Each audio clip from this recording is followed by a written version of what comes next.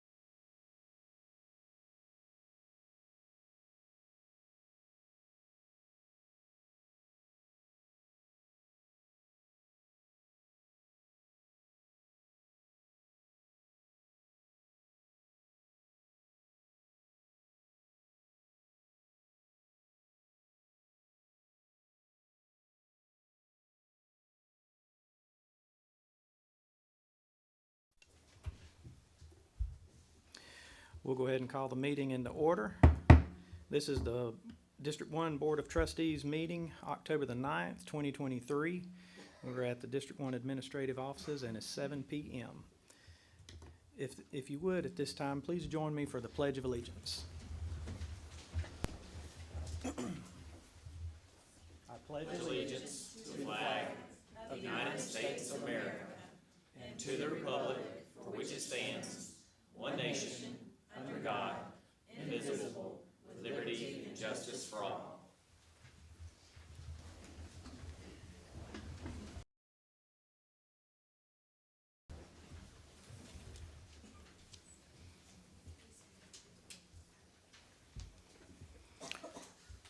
All right, first item on our agenda tonight is the chairman's report.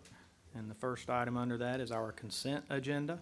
That consists of the approval of tonight's agenda, approval of the policy work session minutes from August 31st, 2023, approval of the board meeting minutes from September the 11th, 2023, approval of the check registry, and approval of overnight field trips. Do I have a motion to approve tonight's consent agenda? So move.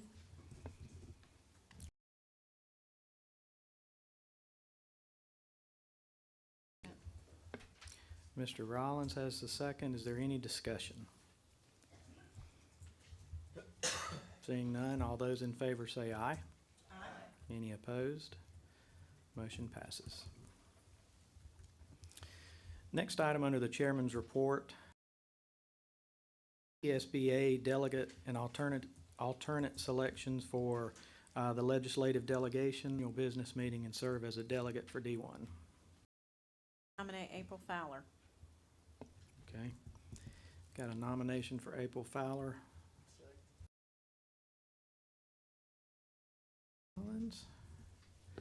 Ms. Fowler, are you willing to serve? Yes, sir, I am. Okay. Do we have any other nominations? Mr. Chairman, I nominate Mr. Rollins. Mr. Rollins. Is there a second? I second. Second by Mr. Holden. Mr. Rollins, are you okay to serve? Okay. All right, we've got. And I would just recommend that, I know that we only get 2 votes. An alternate? Well, right, we need an alternate. Yep. To use an alternate, but, I mean, I'd encourage, Oh, yeah. Will, the board, I'd encourage as many to go as you'd like to go, because it is a good experience to see how the system operates. Yep. Yep, that is true. While we do have 2 delegates, it's open to any board member that wishes to attend, and it's a good one to attend. Are there any other nominations? I want to add one more thing to that. Unfortunately, Mr. Rollins did get sick last year during the time that we were there. So had we had a third person, I think that would have actually helped out a good bit. So we had to like tag team that. So I had COVID by the time I got home. Oh, gosh. Didn't know it, but I stayed masked all weekend and kept my distance. But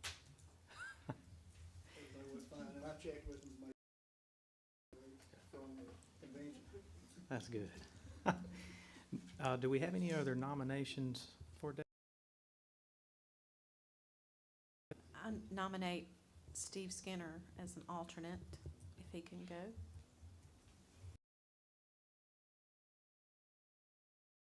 Time to go. Okay.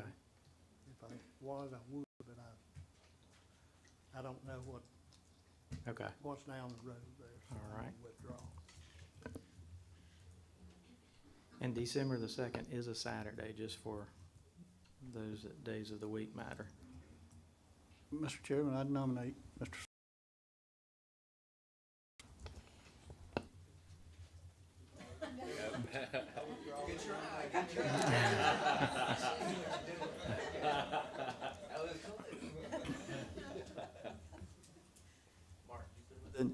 No, I did not. Excuse me, I meant to say Mr. Holden.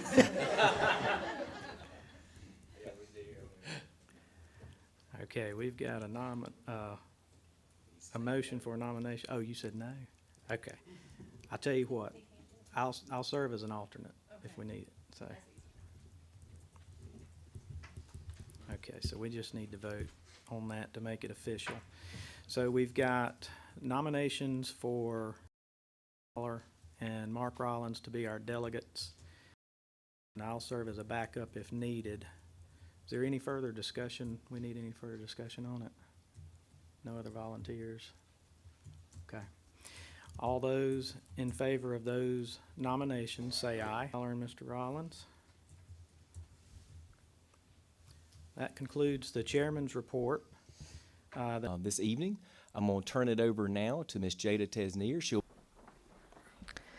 At the Board of Trustees shortly from Ms. Allen, but it's just such a pleasure to have them here with us this evening. Tonight, I want to tell you about something very special that started here at District 1 in Campobello Grambling School in 2017. A student named Paige Mielik wanted to honor a friend who she lost to cancer, and she went to see her principal in 5th grade, and they invited something called Kids in Lids. It has now become famous across North and South Carolina, and it was started here. That's so exciting. We call it Kids in Lids because healthy children get the chance to help and learn about their classmates that are not in the classroom.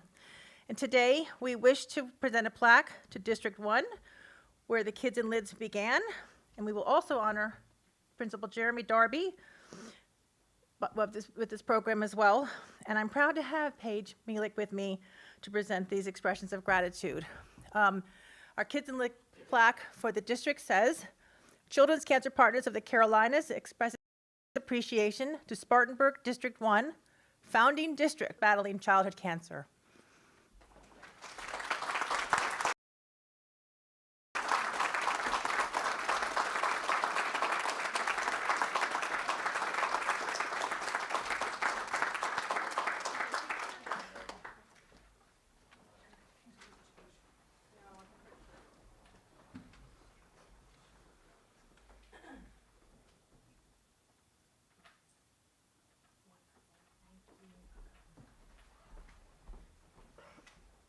And then one more presentation. This year, Spartanburg School District 1 held its annual Kids in Lids Day on September the 22nd. And Mr. Darby, if you will help me with a check presentation. Dr. Smith? This year, we raised $3,054.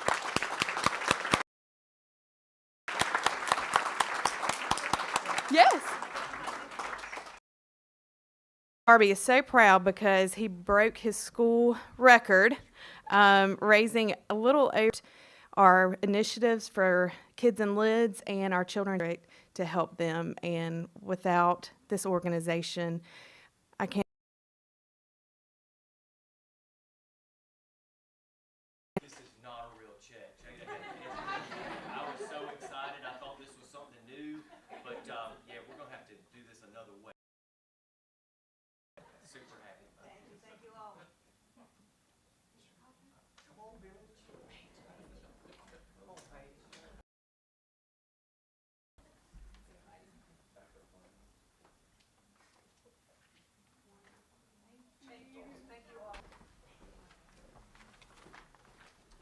think that is incredible that this was founded by one of our own kids. So don't ever think our children can't do big and great things. Paige, thank you for being a role model. This is flat out just hitting the grand slam. That's just amazing to serve our community, serve others. So that's really, really impressive. Really, really proud of you. Thank you so much. Now, Dr. Beeson going to keep the good vibe going because we've got some great people that we like to honor. We honored Teachers of the Year last month, and this month we're going to honor our support staff of the year. They are equally as important. It takes a team.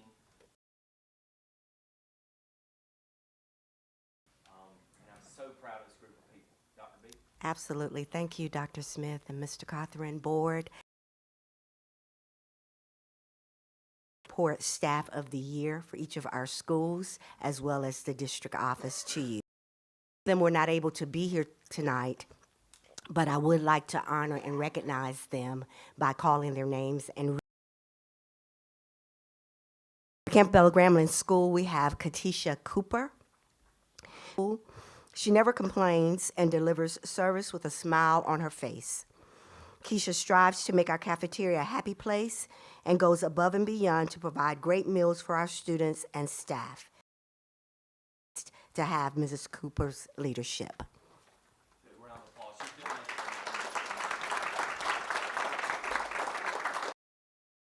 Chapman High School, Officer Kyle Rios. And Kyle is here.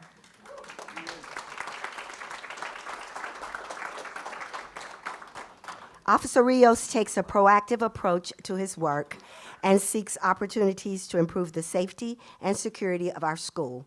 He spends his days actively engaging with staff and students to identify safety concerns and create solutions. Officer Rios is knowledgeable, kind, and professional, and he adds so much to our school community, both during the school day and after school at the many events held on our campus. In his brief time here, Officer Rios has gained the trust and respect of staff and students alike. We're fortunate to have him as part of our Chapman High School family.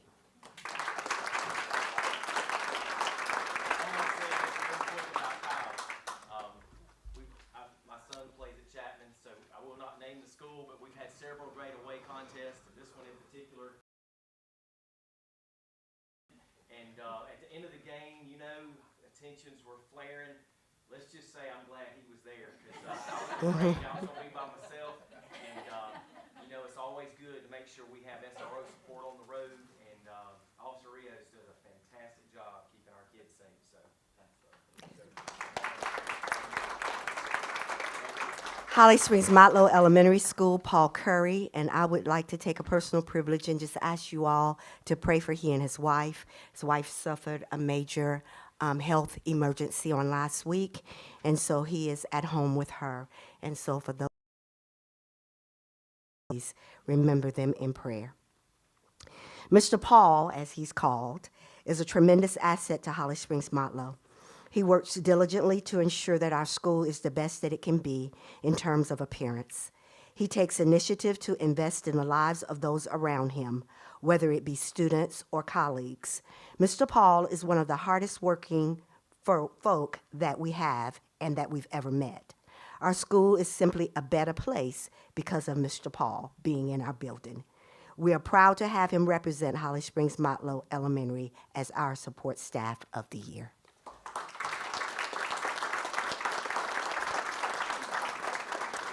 Inman Elementary School, Sarah Smith.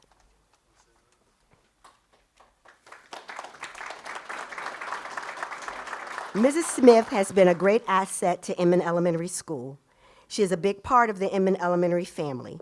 She takes families to doctor appointments, makes home visits, and has created a great relationship with parents and families. She has developed a rapport with students and teachers. We're very blessed to have her in the IES family. Her great relationships are developed with our most at-risk students. She is a pleasure to work with because she has a positive attitude and always sees the best in our students. Tell these fine people, who is your favorite principal of all time? Thanks, no pressure. Inman Intermediate School, Jeff Wilson.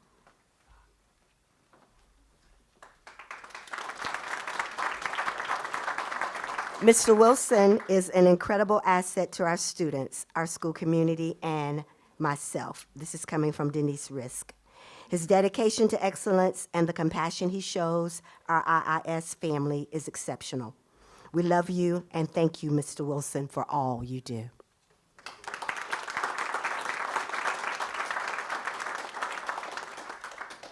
Landrum High School, Lisa Josie.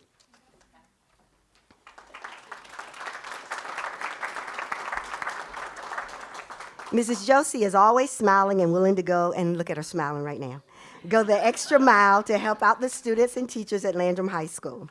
Her work ethic is second to none. She will do it in a timely and professional manner. She makes all visitors feel welcome when they come to Landrum and does everything to make each visitor feel like they're the most important person in the building.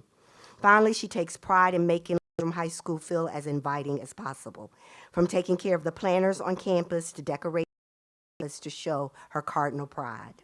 Mrs. Josie truly embodies a servant's spirit, and it is easy to see why she was chosen by her peers as the Landrum High School Support Person of the Year.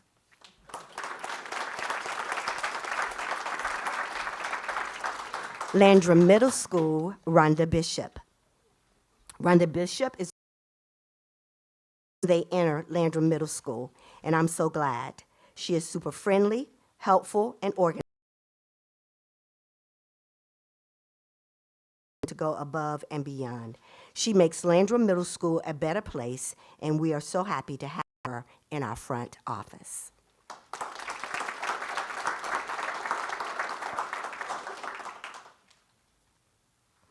T.E. Mabry Middle School, Mrs. Robin Korn.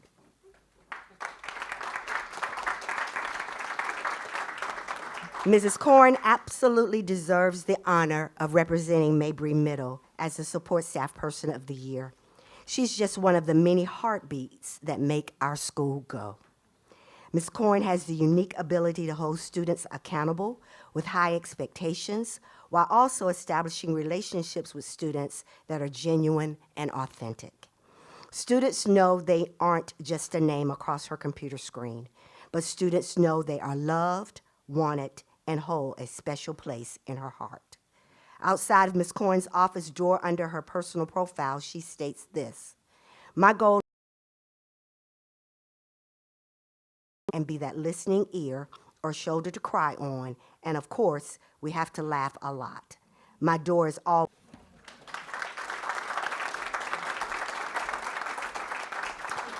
New prospect.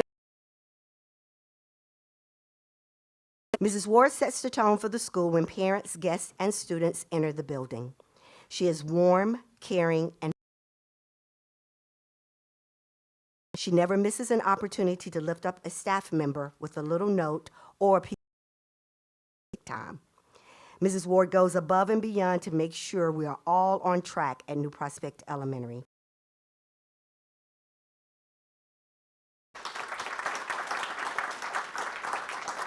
O.P. Earl Elementary, Aaron Millwood.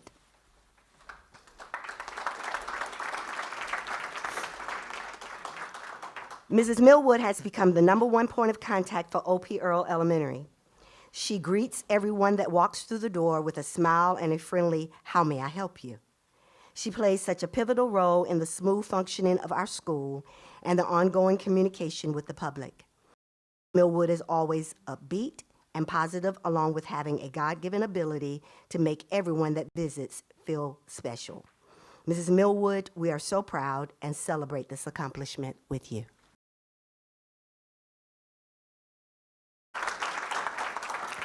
From Swofford Career Center, Dawn Nix. Dawn is an integral part of the team at Swofford.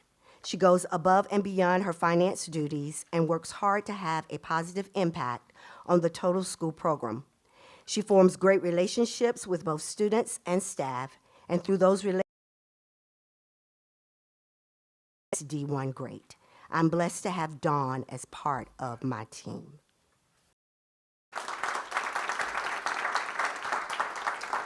And from the district office, Latoya Schuler Gibson.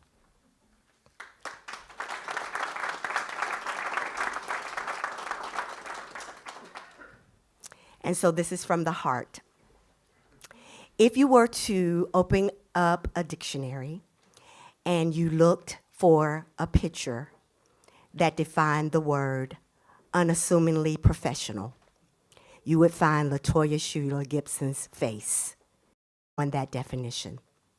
That is who she is for us. As she serves as a mental health counselor, she provides services that we can't even imagine how we manage to do without. Latoya, we really appreciate all that you do for Spartanburg School District 1. Thank you.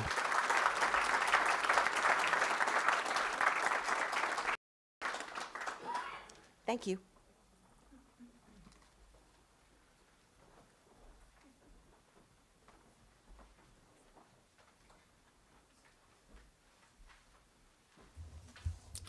Mr. Chairman, thank you for letting us celebrate our outstanding student and our organization that we were able to assist as a community, and our support staff, who we just could not have school without. So that concludes my report.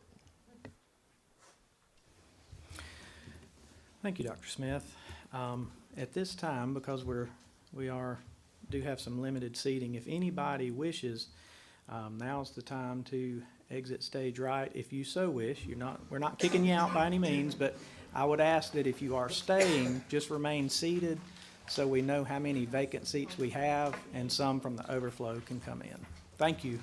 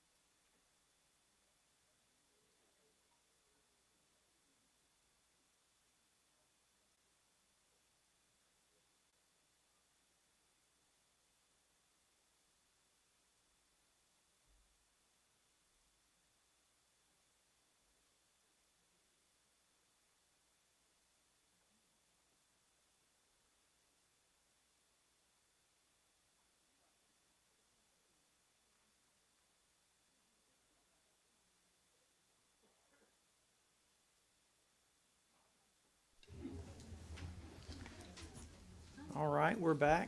Welcome to the new faces in the room. We were able to fill 14 seats, so number 15, if you're over there, I feel your pain, because that's the number that I would have. Oh, okay, so we have 15. In that case, number 16, I feel your pain.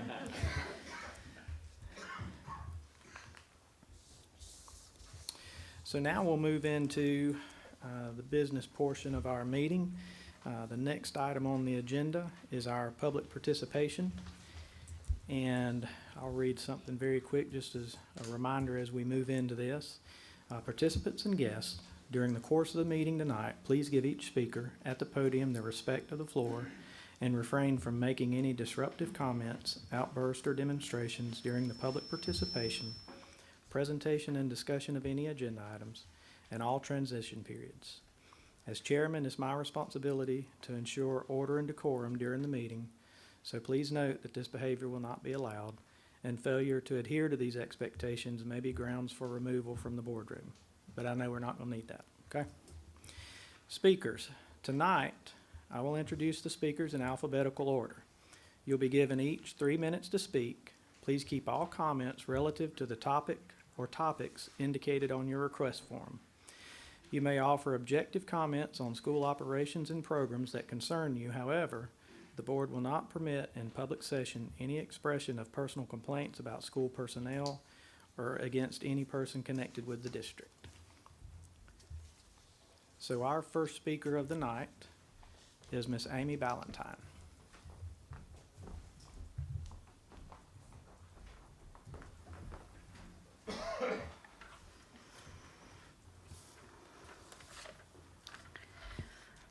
Nice to Mike. Good evening. I've been in public education for 26 years as an English teacher and a librarian. I have 2 master's degrees and a national board certification for the last 22 years.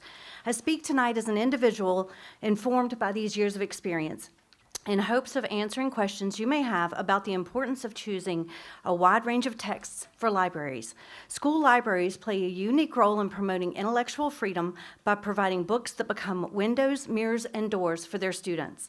Books are mirrors for readers, written from a variety of perspectives, reflecting the wide range of students we have in the schools, with the power to show struggling students that they are not alone. Students need these mirrors to engage with the text, find joy in their reading, and become lifelong readers. Books are windows, allowing readers a view of lives and stories that are different from their own.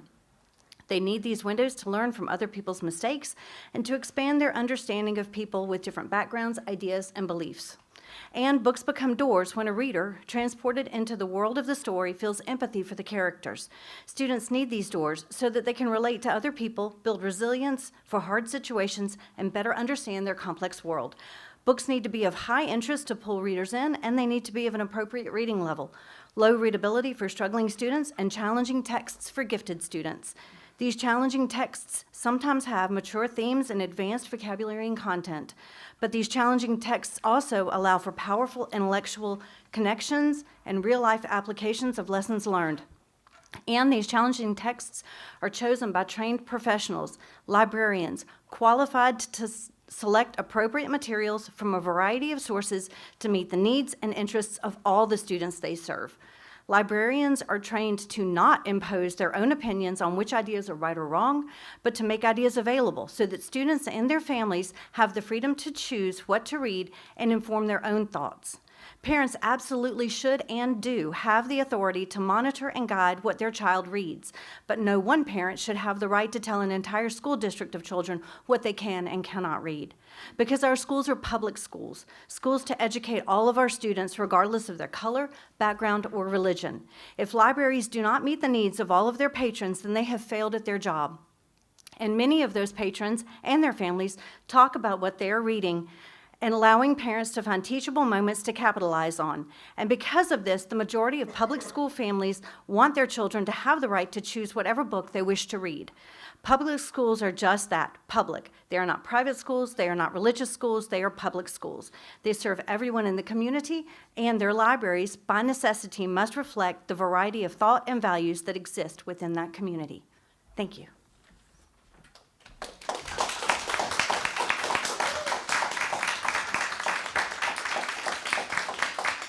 Thank you. Thank you, Ms. Ballantyne.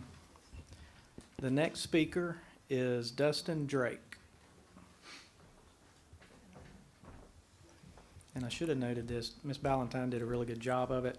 The time is on your right, so you can see that. Okay. Ready? Yep. All right. My name is Dustin Drake, and I live in Campobello. I'm a board member for District 1 Lease Time for 7 years now.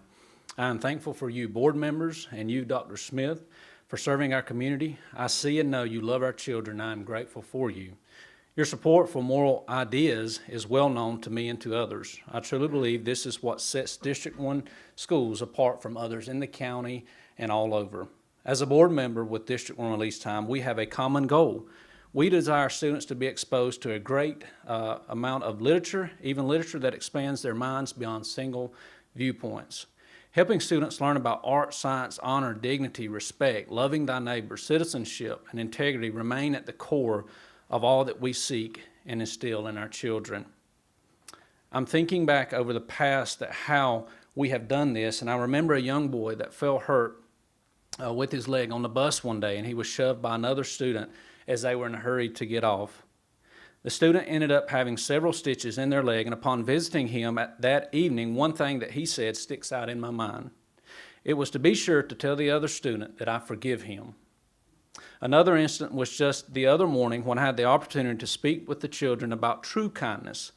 When I asked them who liked it when someone was kind to them and who would like to see more kindness, near every student in the cafeteria raised their hand, and there were nearly 100 students in there this morning. And as I was listening a while ago to Officer Rios, one of the things that was said about him was his kindness for others that set him apart as he was being recognized. Lastly, in helping those through addictions in our recovery ministry, a lot of times it is things they experienced or tried while in high school that leads to their current addiction or lifestyle that some of these books depict. You can ask any of them, and they will tell you that their lifestyle is not a way of life that should be made known to children or depicted as an option for anyone unless conveyed in the proper context. And I invite anyone to be a part of that recovery every Monday night if you would like. Therefore, it is my goal to encourage you to focus on building your library with quality books, works of literature that promote those virtuous traits that produce good students and one day adults. Therefore, I would encourage you to look at adding in place adding in place of the poor quality books, other types of works that we all can agree on as citizens that value the dignified and honorable citizen would. Virtuous values that you affirm and already support seek to fill our libraries and students' mind with as such as possible. We are here for you. We're praying for you. We're here to work with you in a common effort to instill great virtues in the next leaders of our community. And in your hands, our community has vested with you the stewardship to do all that can be done to accomplish those needs. Thank you for listening and serving our community. God bless you.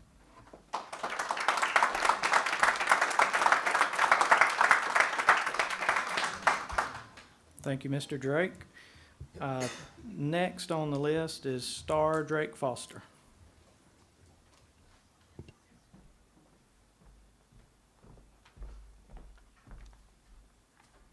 Good evening. My name is Star Drake, and I am a very concerned mother. I grew up in District 1 schools, attending Inman Elementary, Mabry Middle, and Chapman High School. I now have 2 daughters, a 6th grader and an 8th grader, in these same schools. I would like to thank the board for letting me speak on the matter at hand and for the service to our children and community. After reading the literature that is in our high school libraries, I am disgusted. The ratings on these books plainly state minor restricted, young adult, and not for minors. To my understanding, children are considered minor until age 18. Even at 18, I would not want my girls getting their hands on and reading this trash. As a mother of 2 girls, I strive to teach my girls to love and respect themselves, and so that others see Jesus in them, the way they live their lives. The language in these books are very disrespectful and degrading to women of all ages. As Americans, we have freedom of speech, but this is vulgarity and obscene language. not to mention sexual immorality. Any sexual activity that goes against God's standard written in the Bible is considered sexual immorality. 1 Corinthians 6:18 says, "Flee from sexual immorality. All other sins a person commits are outside the body, but whoever sins sexually sins against their own body." And 1 Thessalonians 4:3-5 says, "It is God's will that you should be sanctified, that you should avoid sexual immorality, that each of you should learn to control your own body in a way that is holy and honorable, not in passionate lust." I think we could all agree that teenagers nowadays are more curious and desperate for love and attention. Sadly, I believe that this type of literature only enhances the curiosity, not to mention the feelings and hormones. One board member said it was in the books to get the attention of the children. Another board member said it was no big deal and shouldn't be handled with urgency. I'm curious if these particular board members have school-aged children. The innocence of my children is what's important to me. I know that ultimately they will make their own decisions, but why have books at their disposal that would only provoke curiosity? I would like to say that it is not a concern that my children would check these books out, but I would rather just not have them available, period. And I had a lot more, but thank you for hearing me.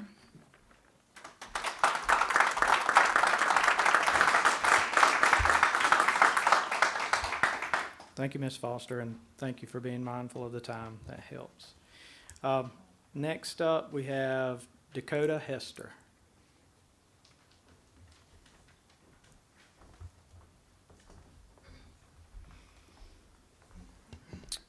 Good afternoon. My name is Dakota Hester. I'm a resident of Landrum 15 plus years. I'm the men's pastor at the Well Church in Landrum, and my daughter is a proud graduate of Landrum High School.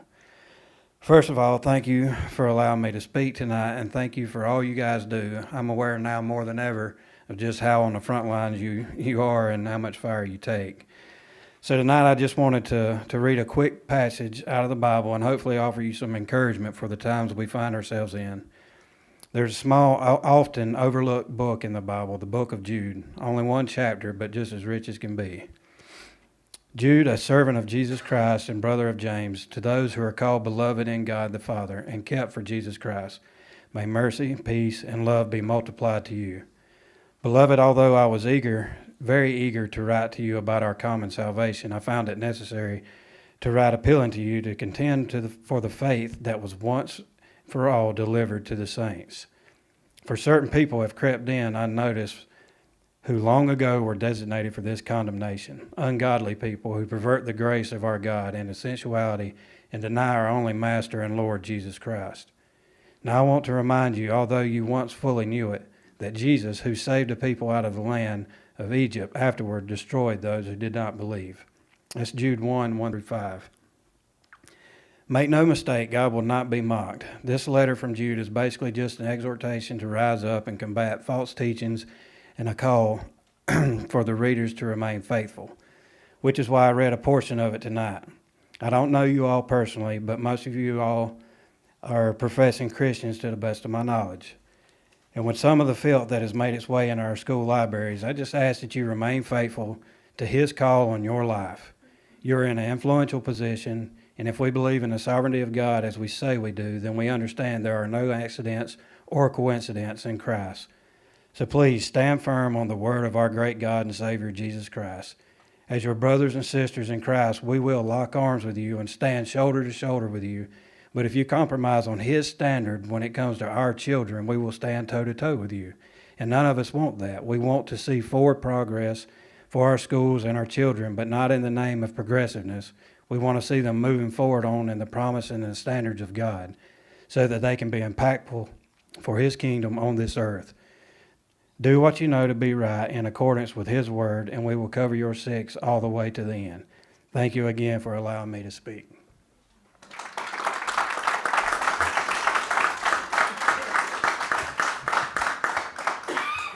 Thank you, Mr. Hester. Next up, we have Bailey Israel.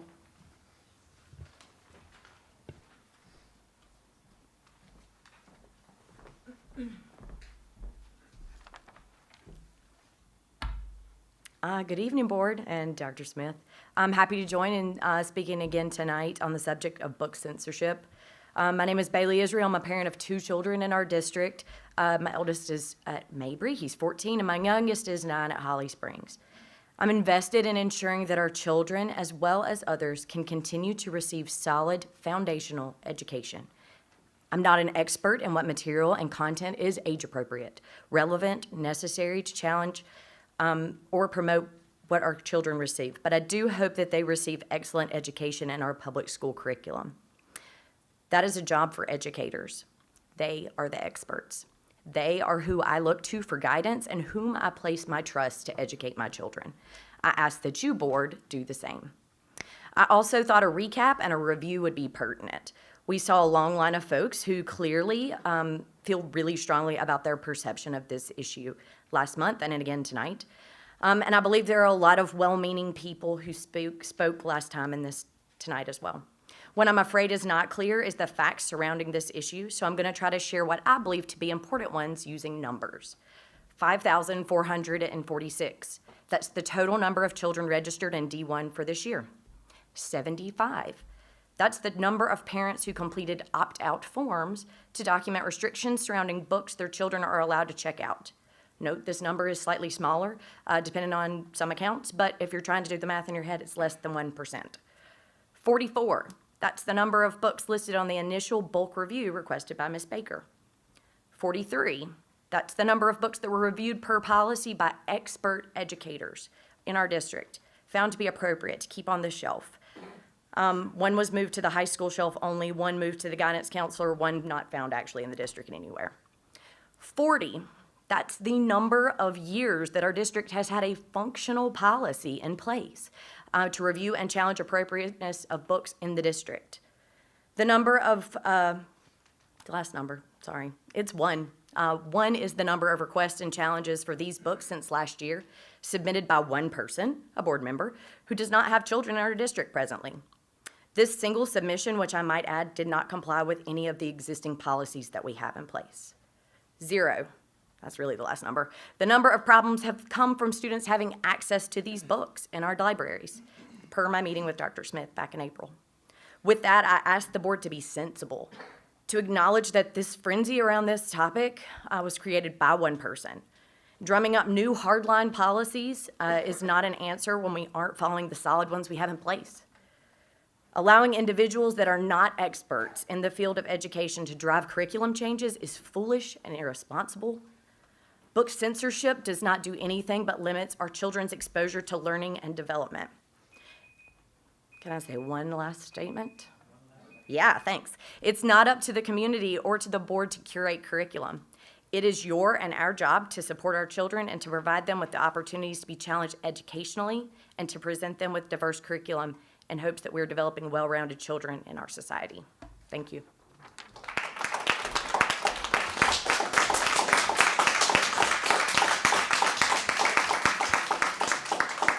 Thank you, Ms. Israel. Next, we have Caleb Mickler.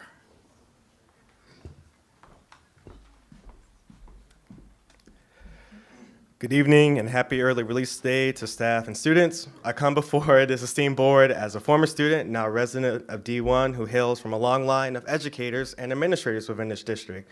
My great-great-grandpa Albert was superintendent of what was then called the colored and Negro schools of this district during segregation and Jim Crow, many of which were church affiliated, as those were the only somewhat safe places in the area for those who looked like me to learn. Although they faced an onslaught of discrimination, threats, and yes, even violence, with those religious buildings and their schools, including content like books, burned to the ground, desecrated. At the time of his death, Mr. T.E. Mabry himself, who was the super of District 1 schools, spoke at his funeral. Later, my great-grandmother Eunice was an educator primarily for elementary-age pupils, like at Bethune, while my grandmother Thelma, who some of you present tonight may remember, worked many years as a school librarian there, then retired at Mabry Junior High School, which is now Inman Intermediate School. I appreciate this board's commitment to respecting histories like mine. It shows you acknowledge how necessary it is for today's students to learn about our history. It shows that you understand that you serve a diverse community where no one's history or identity should be placed above others. It shows that you will not be bullied or intimidated by nationally manufactured calls for censorship. I'm saying all this because topics like this and others, a few members of this board and outside groups are attempting to challenge in hopes to restrict and are removed from access. Removing books based on an isolated objection from a person or group is an infringement on one's First Amendment right to intellectual freedom. Public schools, especially here in our community, have a richly diverse makeup. Students are deserving of materials that reflect and speak on that. As a public institution, their collection should offer that access, even if some content may make you feel personally uncomfortable. This is a reputable school district, not just within the county, but across the state. Do not let viewpoints of the few, especially from outside groups, tarnish it. Let's not make this district into similar chaos like the Low Country and Charleston County School District, when extreme decisions of the few are to cause expensive ramifications where we, the taxpayer, will have to cover. In closing, let me state, if you personally have an issue with certain topics in books, Spartanburg One families have the choice to block their child's access to those specific materials within the school library collections. Censorship has no place here in our district, the county, the state, and this nation. Therefore, I implore this exploration from the board to halt, and to those outside groups, stop using our most vulnerable as political pawns for your agenda. Thank you.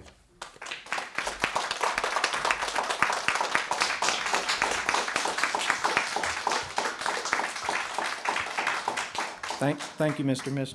Mickler. Next, we have Danielle Padula.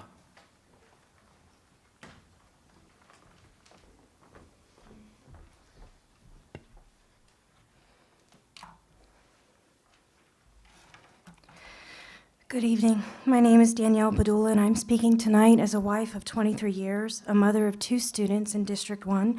One is an adult, and the other is 4 years old. And a business owner of a $20 million business, and a worship leader at the Well Church in Landrum. I also serve as a board member of Christa Community. It's important for me to explain the experience I gained growing up, as my father served as a Marine security guard on embassy duty. We traveled the world. I've lived in 4 separate countries over the course of 9 years, learning 5 different languages. My childhood required me to learn to adapt, as I had to attend 13 different schools worldwide. You can imagine I was exposed to many different religions, cultures, and governments richly. I even went to school in Prague, Czechoslovakia during the height of communism. I touched the Berlin Wall and walked through the remains of concentration camps. It makes me a little emotional.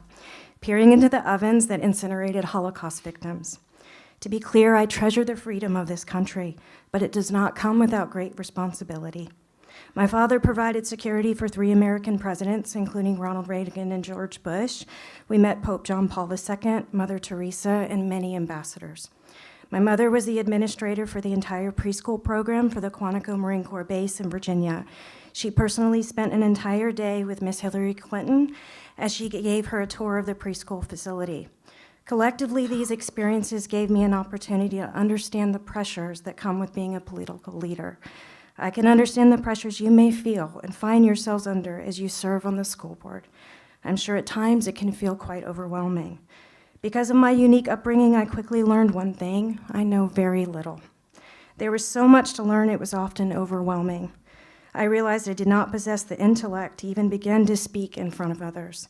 The only way I began to feel I could make any difference was to bow down to a creator and humbly beg him to help me learn. I needed him to explain everything to me, the way he created the world and the way he designed me to function within this world. As I prepared for this very speech, I prayed for weeks. I asked God what he would have me say to you tonight. He responded immediately and graciously. He gave me a word: opportunity. It's for you.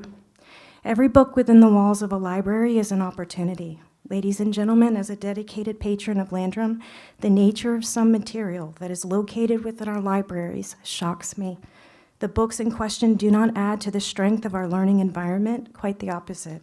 They are distracting and would result in the immediate loss of jobs if such material was found on the manufacturing environment of BMW or the cell phone of a local politician such as yourselves. A number for it to you tonight is 100%. 100% of you would lose your jobs if it was found on your phone. We are setting our children up to fail by sending them out into the world thinking this material is appropriate as a source of educational content. Let me finish. Each obscene book is a missed opportunity to inspire our students to grow as upstanding citizens. This is an opportunity that's precious for each of you on this board to make a difference. We are pleading with you to use your authority for the good of others, not to ride the fence. I leave you with this. Such knowledge is too wonderful for me. It is high. I cannot attain it. Where shall I go from your presence? If I ascend to heaven, you are there. If I make my bed in Sheol, you are there. If I take the wings of the morning and dwell in the uttermost parts of the sea, even there your hand shall lead me, and your right hand shall hold me. Thank you.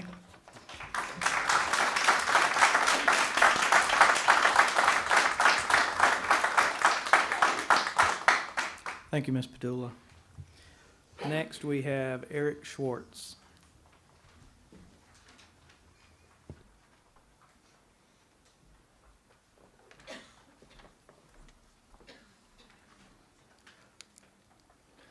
I'd like to thank the board for giving us this opportunity and to just be the community.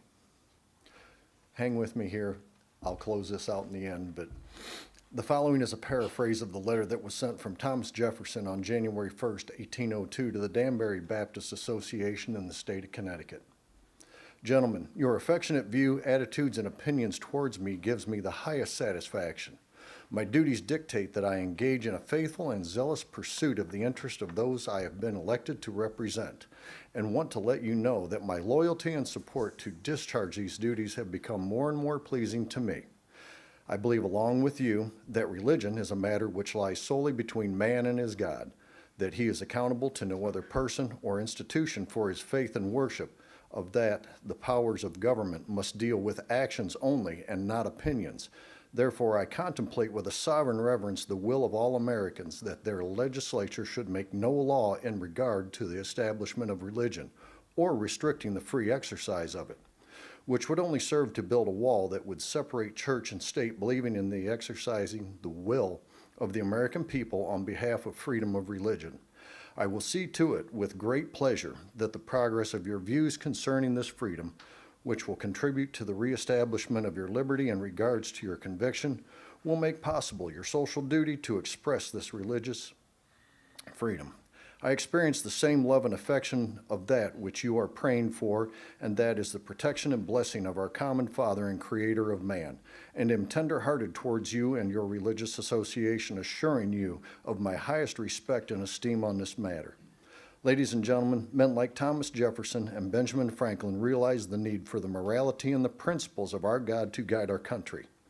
These principles are found in the Holy Bible, which has been passed down through ages and has prospered nations who have chosen to live in such principles. As a nation, we used to teach our children to read from this God-given, God-inspired book. Since removing it from our educational system, our schools have become breeding grounds of evil and perverted behavior, where we now have to station police officers on our campuses. We decide as a community not to accept these things as they are currently. But we must get parents, teachers, administrators, and board members to come together with a plan to take back our schools and communities to the morality and biblical principles that originally established this once great nation. We must not follow the example of godless societies that have repeatedly fallen as a result of the decisions that disregarded the God of our forefathers. Paul wrote to the church in Philippi in verse 8 of chapter 4, "Finally, brethren, what good repute? Is there any excellence? And if anything worthy of praise, let your mind dwell on these things.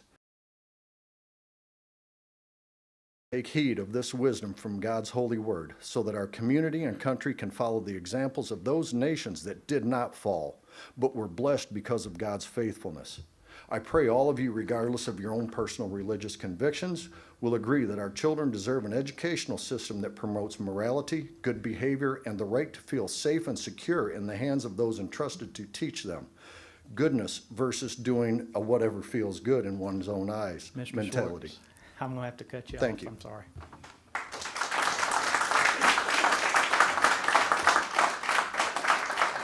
Thank you, Mr. Schwartz. Y'all, I know 3 minutes goes by fast, but please help me here. Work with me. Are up for final approval tonight. Revised Policy BEDA, Board Meeting Notification. This revised policy requires the administration to provide meeting agendas and documents to the board 4 days in advance of meetings. The public, however, would only get the agenda one day in advance, which is the minimum. There's nothing in this policy stating that the public gets board documents and agendas before meetings. Recently, when asked Board Chairman Cothran and 2 other board candidates publicly endorsed posting documents with agendas before board meetings. I recommend that Policy BDA, which is second reading tonight, be modified to require meeting agendas and documents to be publicly posted 4 days in advance of board meetings. New Policy BEDH, Public Participation at Meetings. Under this new policy, just like the existing policy, BCBI, people wishing to speak at a board meeting must submit a written request 5 days working days in advance. I see no reason to require written requests to speak at a board meeting. I recommend that Policy BEDH be modified to allow anyone wishing to speak at a board meeting to simply put their name on a sign-up sheet on the way into the meeting. These 2 recommendations are standard procedure in many school districts, including Greenville County, Charleston County, and Lexington 1. To summarize, board documents are posted publicly before meetings. People sign up to speak on their way into a meeting. My final comments concern Policy BDG, Board Attorney/Legal Services. This is a revision of a 40-year-old policy. It authorizes the superintendent to hire legal counsel for the district and the board. According to page 105 of the Procurement Policy, DJB, which is posted online, professional services, including legal, cannot be awarded without the approval of the board. None of the official board agendas or minutes posted online show board approvals or even notifications to the board regarding legal fee spending. The board has no idea what these invoices cover. The checkbook shows in fiscal year 23, the district paid $106,000 in legal fees, which is 350% higher than the budgeted. In the first 2 months of this year, they've already spent $57,000, and the full year budget is $50,000. I close my comments by recommending that the board policy, BDG, be modified to include board pre-approval of all legal spending.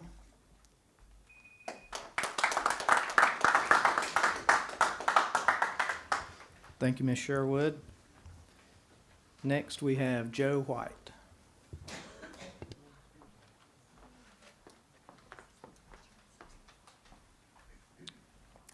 Thank you. I would like to thank each of you on this board for your public service and your thankless job that you do. As a minister, I can certainly empathize and understand what you go through, as there's always people out there who seem to know how better to do your job, but a lot of those people are so unwilling to heed the call for public service, and I appreciate your willingness to serve this community and this school board at this time. Most people that I encounter as pastor of Stable Life Church, I feel obligated to speak on behalf of my congregation. I do not pretend or assume that every member of Stable Life shares my opinion or convictions in totality, but I cannot shirk my responsibility and pass this off to anyone else. I'm not here as part of any organized group. I'm simply here to express my thoughts and convictions to this board. I stand at this mic alone, and I will stand on what I say without need of support from any group. Truth does not need a majority to confirm its value. Truth stands alone, and truth has always stood the test of time. God is truth. And I believe that God says in His Word, and I know that He does, He says this about truth. He says, let him be true and every man a liar. So that means God holds all truth. So my standard tonight is God. My thought to you, to this board this evening, is simply this. We are not talking about censorship. We're not talking about that which we would deem offensive, as we can have a very broad definition of what is offensive. This is all about obscenity, and such obscenity being available to the minors through the auspices of our school libraries, material that is purchased by our tax-paying citizens in this district. This is plain, and this is very simple. We have made this matter more complicated than it need to be. In order to do the right thing, it takes board members who have the courage to act on their convictions. However, convictions alone are not enough. It takes courage to act on one's conviction, and that is what is required of this board. We're not talking about a change of mind through coercion. People have made great and passionate speeches. I have not. I'm asking for courageous people to do the right thing because they know it is wrong to have this obscenity in District 1 libraries. It is sad that this has become political. This should not be political. This should be about doing the right thing for our children in this district. Remove the books. This is not about mingling church and state. This is not about banning books. It is about removing that which is inappropriate for children. This is about doing the right thing. Theodore Roosevelt said this, to educate a person in mind and not in morals is to educate a menace to society. Thank you. Amen.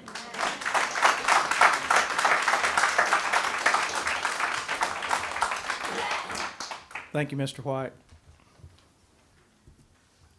Last speaker of the night, if anybody was counting, is David Wilson.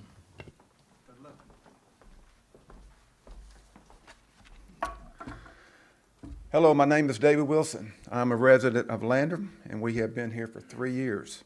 I would like to thank the board for allowing me to speak tonight. Also would like to say thank you for opening the meeting up with prayer tonight. Prayer makes a difference. My wife and I pray regularly for you, our schools, and our children.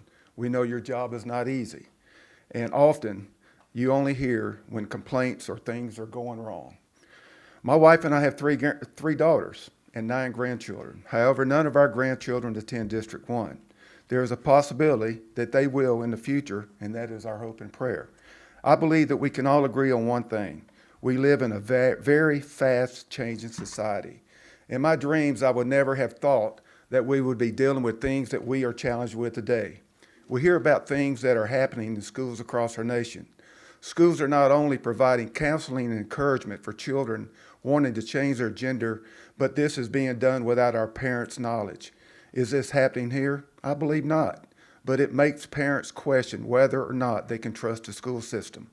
What confidence can we have in our schools here in District 1 that this kind of thing will not happen? We never thought that we would see books in our library that we see today. The other night at the candidate forum, I heard a candidate say a teacher was wearing gay pride tennis shoes in her class. She had to make sure that her students were aware of her support of the pride movement. Teachers in our classrooms are there to teach and support our kids. They are not there to push an agenda or has no place in our schools or classrooms.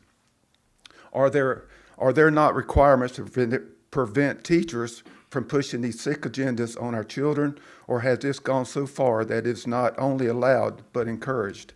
Is this being done in the schools today? Once it gets in the schools, it is a big problem to get it out. I believe we must face these issues now. We can't push it to the side. Just like the terrible books that our kids have been seeing in our school libraries. Once they are in it, it is hard to get them out. You don't have time to deal with this. You guys are educators. Where is accountability of our librarians? Our kids are in school to get an education, not to learn about sex or how to become gay or how to cut the wrist. This is in our library today. I have a vision looking down a railroad track, and there is a tunnel. In that tunnel, there is the light of a train coming right at us. Are we ready for the arrival of that train? What is going to be next? I have worked in the food service industry for 35 years, And every day I'm held accountable for what I do and decisions I make. Are we holding our teachers and libraries accountable? I hope we are. Our kids are the future. What they see and taught now is going to set the stage on what the world is going to be like.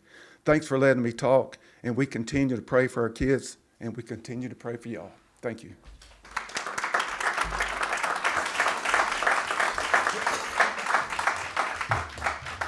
Thank you, Mr. Wilson. That concludes our public participation.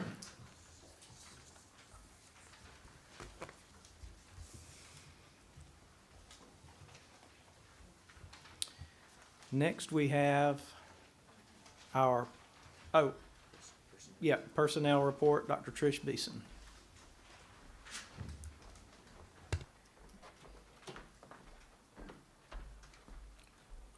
Thank you, Mr. Chairman. You will note in your packets that there are no retirements or new hires for this month. Thank you.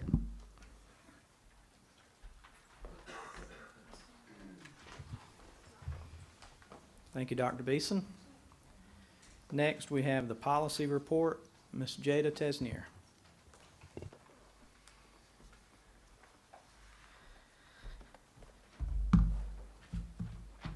Bear with me just a minute, Mr. Chairman.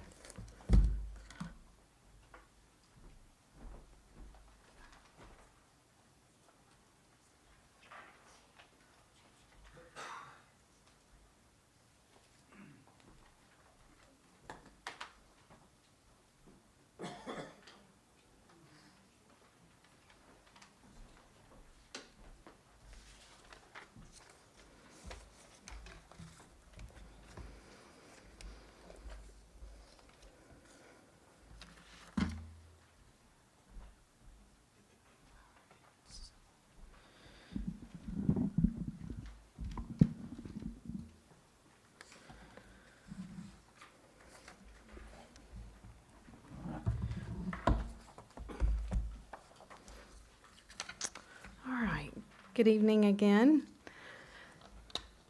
Moving on to policy, this will be the first reading of IJL, IJLE. We are presenting this policy based on the State Department of Education model policy, along with the examples that were presented in the August 31st board work session that was specifically for policies that evening. IJL will be replacing IFBD. As you know, some of our lettering on our policies will change as we continue going through the revision of the entire board policy. So at this time, Mr. Chairman, if you would like, I can read the policy out loud. Yes, sir.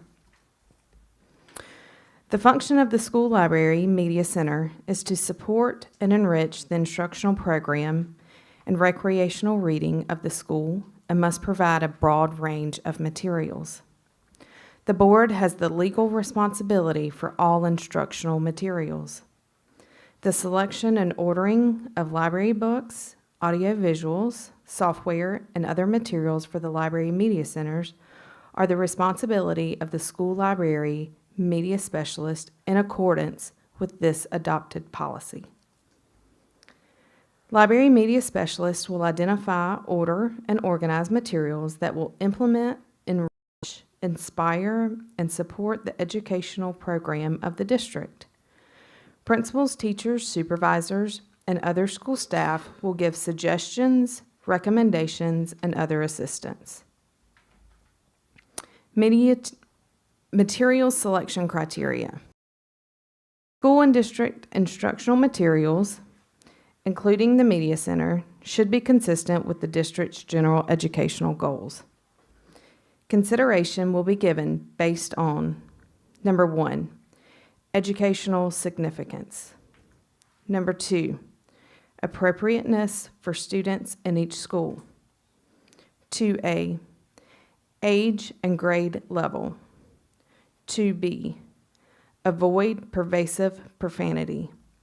2C, avoid vulgarity, sexually explicit material to include visual or visually implied depictions of sexual acts or simulations of such acts, explicit written descriptions and or diagrams of sexual acts, visual depictions of nudity, excluding materials with diagrams about anatomy for science or content relating to classical works of art. Number 3, needs of the school and value to the collection. Number 4, reputation and significance of author and producer. Number 5, clarity, adequacy, and scope of text. Number 6, validity, accuracy, objectivity, currency, and appropriateness of text. Organization and presentation of contents. High degree of readability and or comprehensibility. High artistic quality and or literary style. And value commensurate with cost. The school librarian media specialist shall use the materials selection criteria listed in this policy with consultation of reputable, unbiased, professional prepared selection aids to evaluate the existing collection. Selection is an ongoing process that includes the removal of materials no longer usable, as well as the removal of material that does not meet the criteria as outlined in this policy. It also includes the replacement of lost or worn materials still of educational value.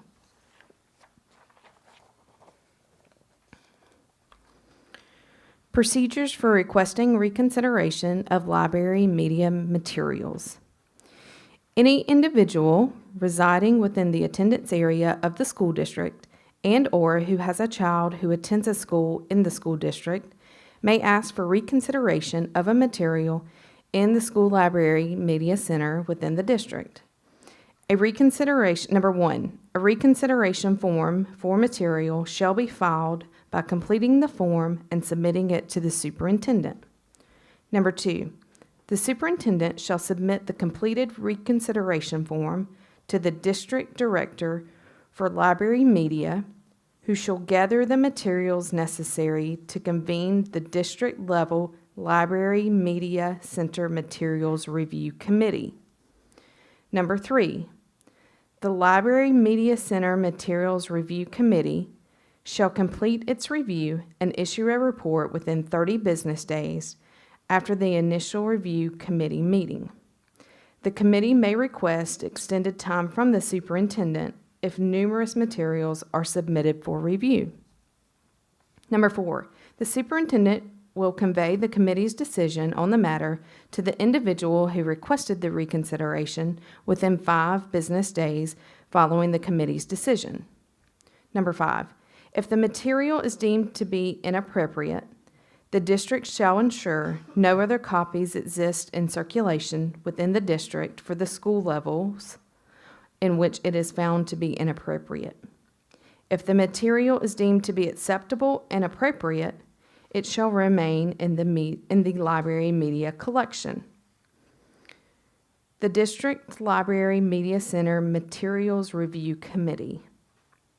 Upon receipt of a request form for reconsideration of library media materials, the superintendent shall appoint a Library Media Center Materials Review Committee to evaluate the materials. The composition of the committee shall include the following categories. Number 1, the district supervisor of library media services. 1 school library media specialist within the district/school. 1 teacher within the district/school. 1 principal within the district/school. And 5 parent members of a school improvement council and/or parent-teacher organization within the district or school. Please note this is also will exclude Spartanburg 1 employees. A review committee will consist of 9 members with a quorum of 5 members, representatives from each of the aforementioned membership categories. If a quorum is not present, then the review committee will not convene and a new meeting date will be established.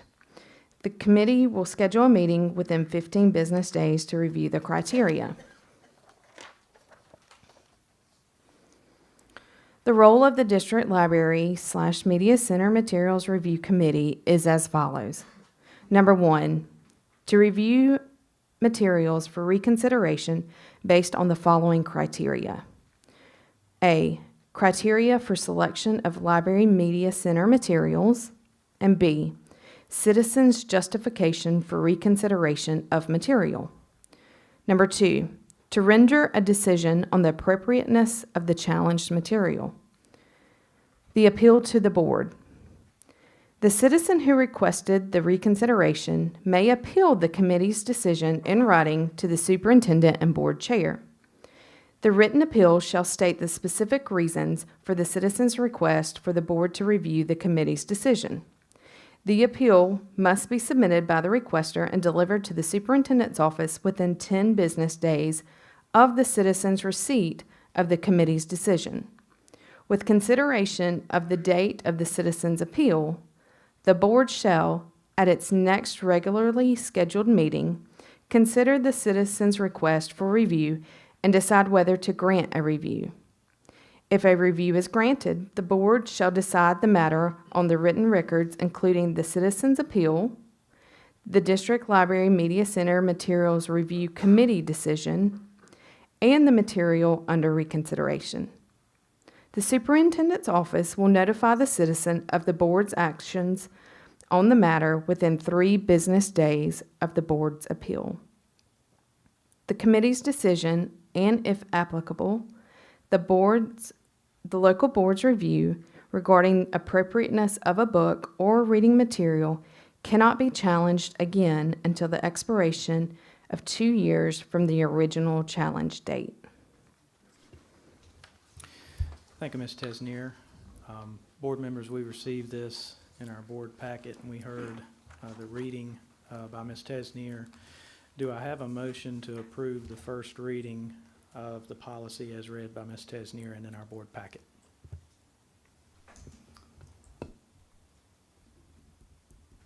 I make a motion we approve for first reading IJL.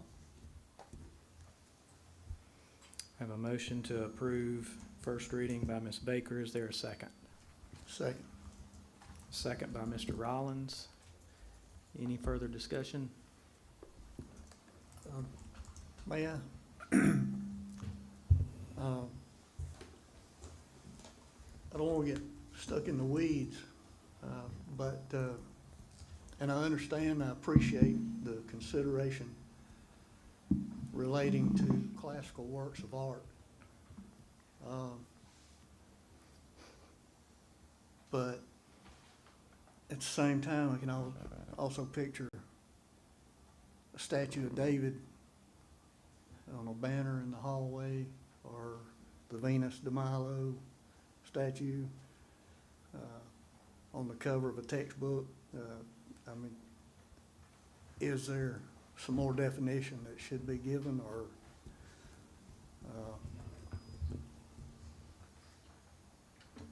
Mark, I think it It's just a addresses that thought. with the content relating to classical works of art. Back to material selection committee, or criteria, number 2, C. It does reference classical works of art. and that's my concern, should there still be some discretion? Of course, as there always will be. I mean, I would trust my administration on that. I mean, at some point, we gotta use common sense and take care of it. I don't think we can write everything into a policy.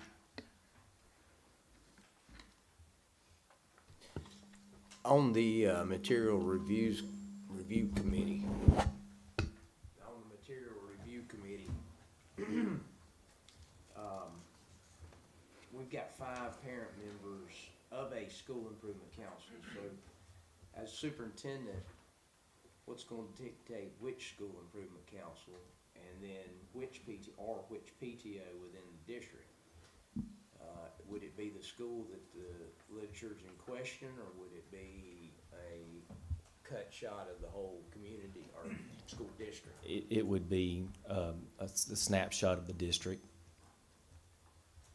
I think we probably need a little bit of language there to clear that part, because otherwise I think, you know, if you read this and it's at New Prospect, then, you know, are you gonna get 5 people from New Prospect? You know, let's look, I think we've gotta consider it on a district-wide basis to be consistent. I would, it's just you have no way of knowing where school is gonna come from. There's no way we can write in there 20 different plans for this school and that school. I would just exercise judgment to make sure, you know, we had a wide array of schools represented on that.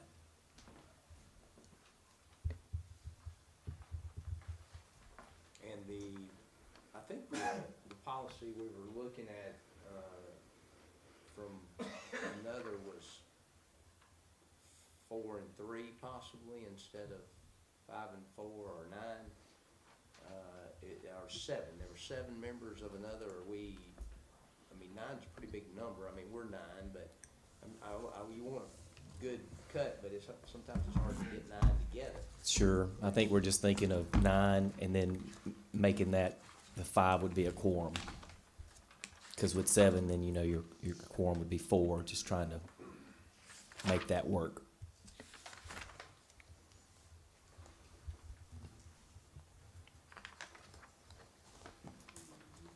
Okay. We have a motion by Ms. Baker, a second by Mr. Rollins. Hearing no further discussion. All those in favor of a first reading of this policy?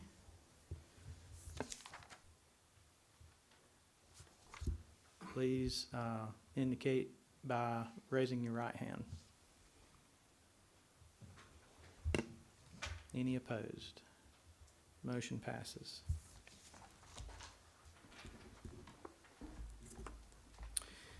Next, we have the policies for the second reading, which are the latter half of the Section B.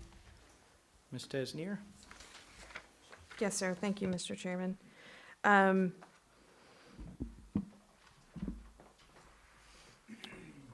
We are recommending the second reading for the policies. You've had these for quite some time.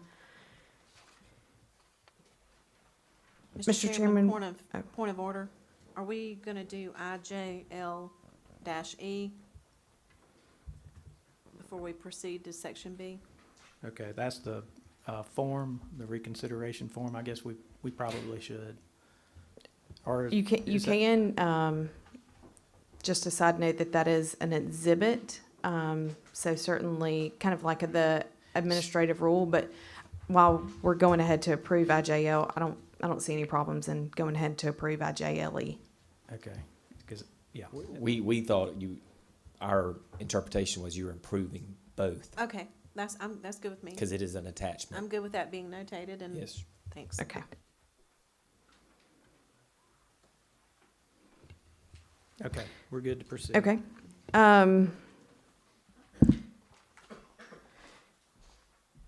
So for tonight's second reading, it will be BBAA-R, BC, Board Member Conduct, BCA, Board Member Code of Ethics, BCB, Board Member Conflict of Interest, BD, Organization of the Board, BDR, the guideline to that, BDD, Board Superintendent Relationship, BDE, Board Committees, BDF, Advisory Committees, BDFR, which is the administrative rule for the advisory committees, BDG, which is Board Attorney Meetings, BEC, Executive Session Open Meetings, BEDA, Board Meeting Notification, BEDB,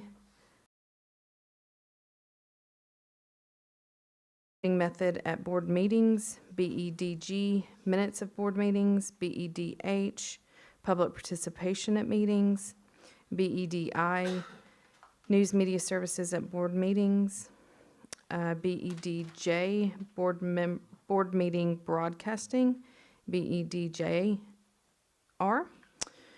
BEDL, board members in electronic communications. BEDM, electronic participation in board meetings. BEDN, board members' use of district-owned portable devices. BG, which is school board policy process, along with the administrative rule. And BIA, BIB, which is new member orientation, board member development opportunities. BID, board member compensation and expenses. BIE, board member insurance liability. BJ, board legislative program. And BK, board membership in professional association. Mr. Chairman, I'd make a motion to approve all the listed items for second reading. Okay, we have a motion to approve the second reading of the listed items by Mr. Sloan. Is there a second? Second. Second by Ms. Baker. Is there any discussion on those? I do have one question on, based on our public input, does BDG conflict with our procurement at all? Should we check on that? I do not know.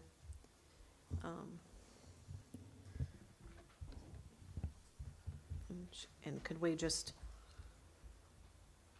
agree to pass them saying that the language would reflect what our procurement policy states, or we need to decide, I guess, if we're gonna, Well, that's not a motion. procurement will be, that's in D, so we will probably do C and D together.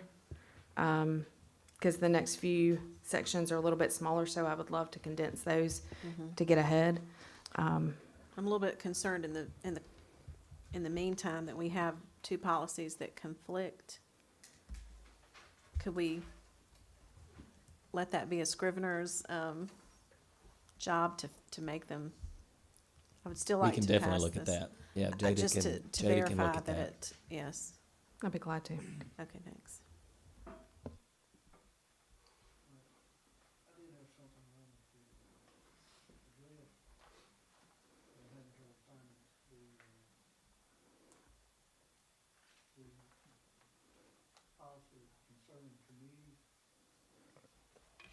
Or advisory committees. Mm-hmm. BDF?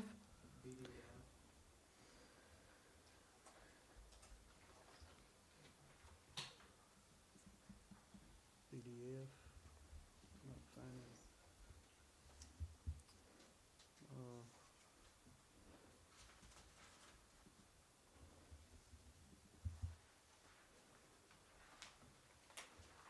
No, it's not that. one. There's BDE, another one. the board committees.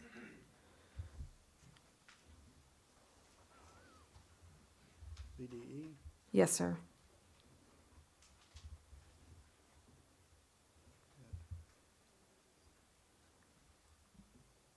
Yes, that's it. I know, at one time we used standing committees, and at present, we're not. But, and I think at the will of the board, we could, that could happen at some point, could be determined if we did want committees, or if the board chose. I'm just asking, the very first paragraph, there will be no standing committees of the board, as the board believes that it operates most effectively without committees. Board members will receive the same information, explore options, and make decisions together, which I completely agree with, but rather than outlaw standing committees, could we just leave that first paragraph off, and at any point, should the board choose? And Mark, we can do whatever the board decides, but that was when we had the first reading. And so this is my recommendation for tonight in the vote. And y'all can vote down, but it's I'm requesting the board recommending that this be approved, because we've already done the first reading. I can't really change language now. It can be defeated and then we can do that, which y'all are more than welcome to do. We work for you guys. But I can't really do that on a second reading. I understand.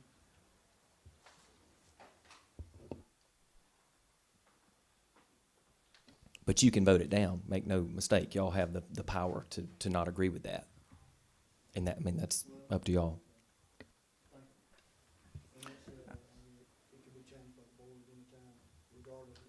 Any policy can be. But parliamentary, you could, if you wish, you could make a motion to exclude that particular policy from the second reading. And that motion would have to be voted on before we take up the motion on the second reading of all the others.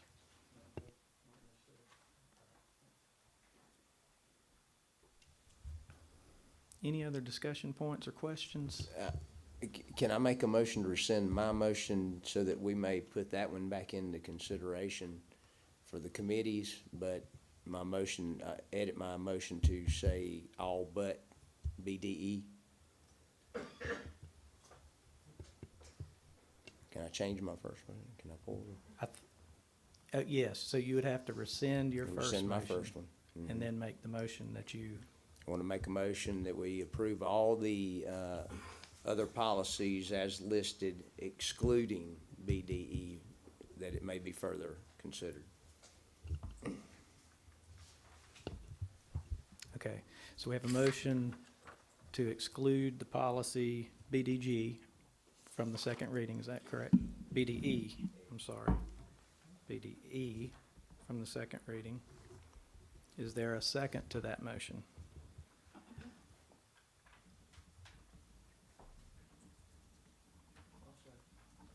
Second by Mr. Rollins.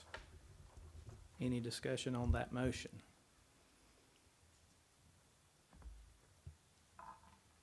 Clarification is, we're voting on whether to exclude that and approve everything for a second Mhm. reading? Yep. Or do we, okay, approve all but, okay, thank you. Yep. So for clarification, that's excluding BDE from the second reading of the rest of the listed policies. Okay, no further questions. We'll do another hand vote just in case. All those in favor, raise your right hand. Any opposed? Okay, we had 6-1. Motion passes, so we have a successful second reading of all of the listed policies except BDE, and we'll take that up next month. We can't take it up now. Sure. Yeah. That's a time saver. Let's go ahead and do Okay, that. I would like to make a motion that we pass for a second reading BDE.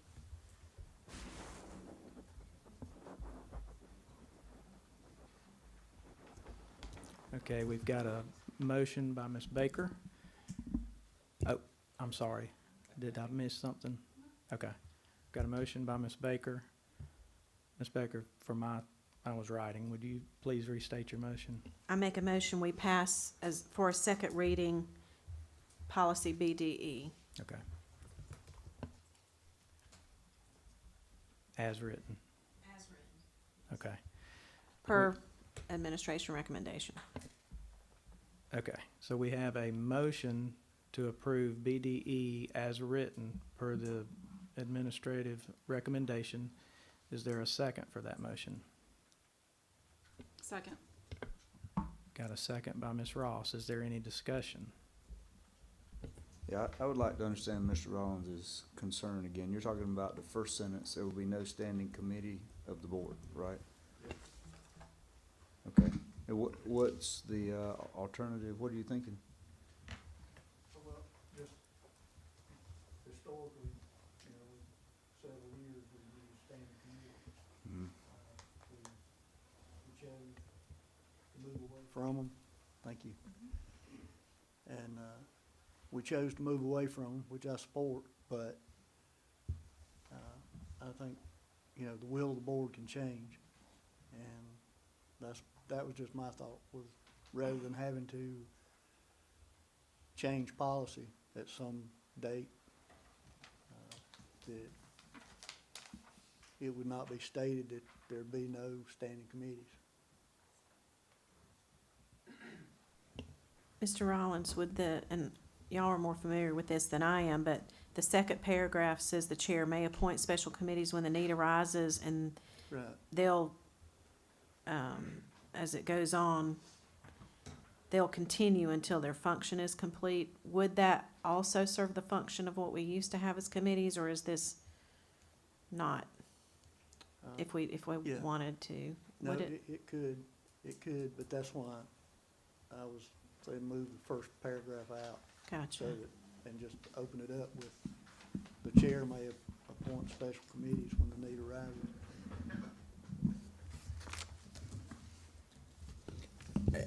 I think, you know, we just, the first sentence, if there will be no standing committees of the board as the board believes that it operates most effectively without committees. Now, I don't know that the board ever made that decision, so is it the administration deciding it may operates or the chair?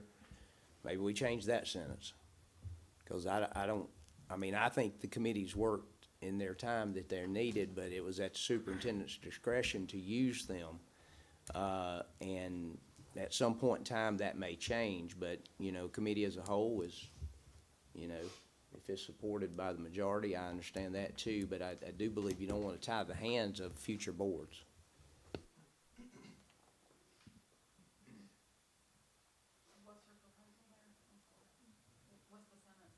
Well, I think we need to clarify if the board believes that it operates more effectively without committees. I mean, have we ever as a body decided on that? I think other than the first reading of this, that was the main, but did we discuss this one at the workshop, or was that? I believe we did. Yeah. We did take a vote to operate as one, to remove the committees. We did take a vote for that. At that one given moment? Yes, that doesn't mean forever, but we did Right. say for the near future.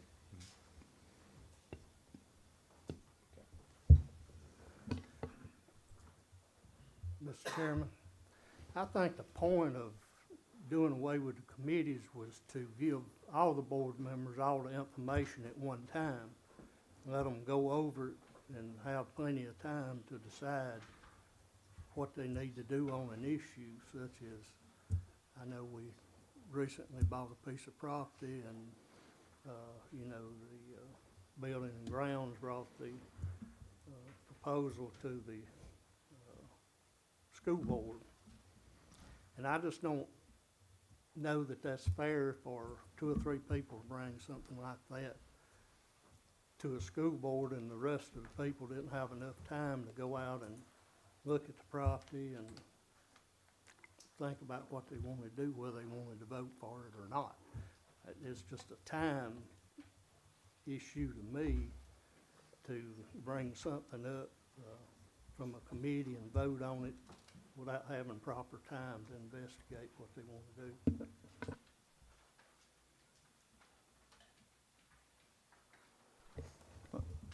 I think the special committee gives you the option to have a committee if you need one.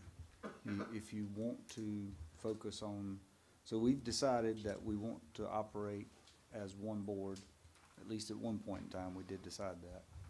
And a special committee a chair can appoint, and it can live for as long as it needs to, right? So I think it's okay from my perspective, the way it's written.